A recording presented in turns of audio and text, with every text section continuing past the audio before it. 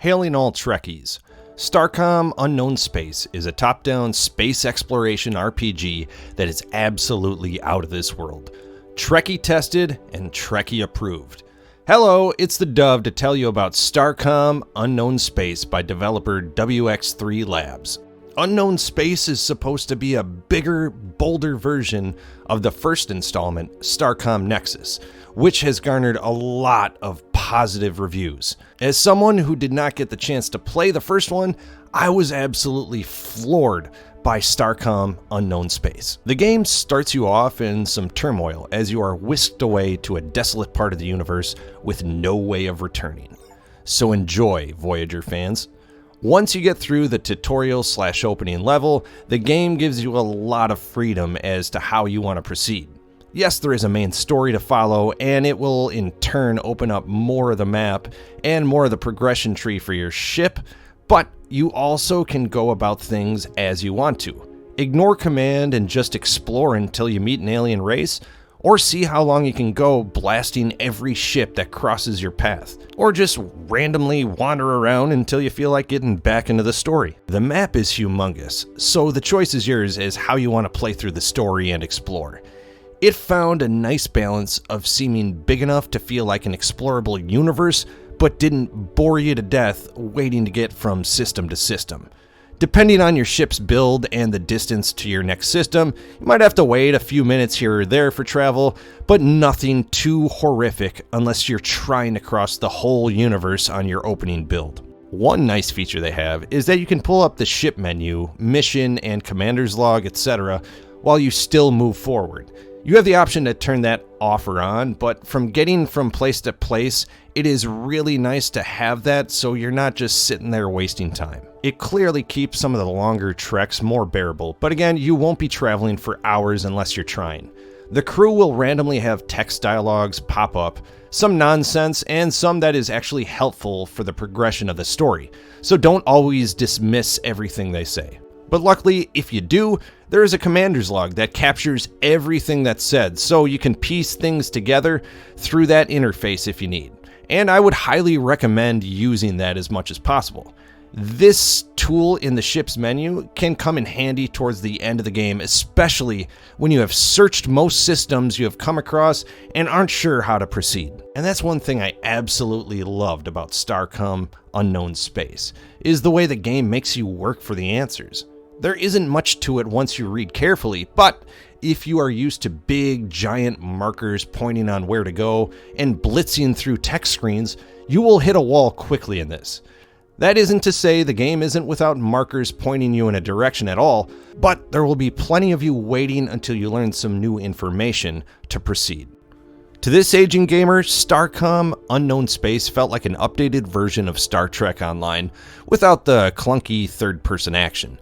That is an oversimplification, of course, because the RPG elements in Starcom are so much better than Star Trek. Along with a more robust RPG in both story and abilities tree, the best part about Starcom is not knowing all of the factions and races. It makes it a true mystery and exploration. That was one big reason I just had to keep coming back to this game. I wanted to know what was going on, but I also just loved exploring all the random star systems and trying to piece together clues to solve the missions. And that leads me to another aspect of the game that I think sets a good RPG apart from a so-so one. While there is a map that will point you in a direction of where your next main goal is, Starcom never really felt like it was telling you exactly where to go. If you had to discover some kind of artifacts or key, you were left to your own devices of trying to either find some clue in a conversation or just stumble upon a random clue as you explore every other planet you come across. There is a fair amount of randomness to certain events that transpire and where and when you gather certain clues for your missions. A lot of the game is linked to specific locations, but there is still a very good amount of randomness to the game. The controls took a minute for me to get used to. I personally am a controller type player, but for a game like this, I felt like I'd be doing myself a favor by trying to play via keyboard and mouse. There is no reason not to play with controller or on your Steam Deck, however, as it is a viable option. I just personally love the ease of pressing Control and click and having the game autopilot its way to the next location with relative ease. I very much love the autopilot, but sometimes it makes me laugh when you see how awkward it handles itself next to any type of friendly obstruction.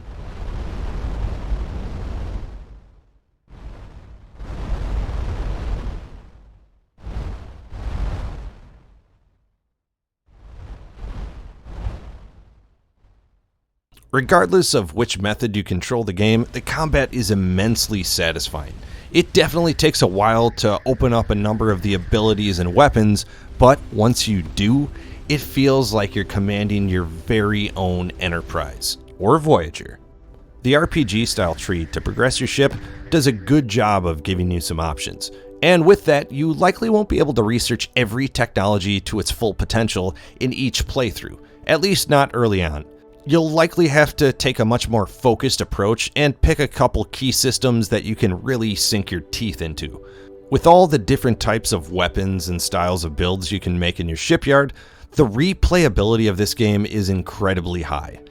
In addition to a bunch of different builds and strategies to take in combat, you can focus your fire on certain enemy systems like their propulsion, their weapons, or if you can find which module is their shield generator. Destroy one of those elements completely and you can leave your enemy crippled, floating in space with little to no defense. At first I didn't notice this, but I have to say once you open up another layer of weapons, targeting the enemy systems opens up the combat to a whole nother level. While this game is an excellent exploring and Space Command style RPG, the combat is just as good. The real-time responses force you to balance your actual button command, strategy, and thinking on your feet. The action-based combat was definitely the right choice for Starcom Unknown Space. The story might seem pretty cut and dry, but there are just a lot of layers to unpeel once you start commingling with the galaxy's inhabitants. You'll see there is a lot that you need to figure out. Each alien race has its own look, style, weapons, and they all act completely differently. They definitely all respond differently as well. Some alien races will be very peaceful and simple to negotiate with, and there will be others that will actually respond positively to you killing half their fleet. And there are also some, let's say, less than forthright with the truth. That's about as diplomatic as I can make it there. The cast of different alien races just again adds to a great story and some amazing immersion in a fantastic game. The soundtrack did a great job of just staying in the background. It's never overbearing and doesn't ever take up too much of your ear space. There are only a couple of simple tunes in the game, most notably when you detect enemies near you.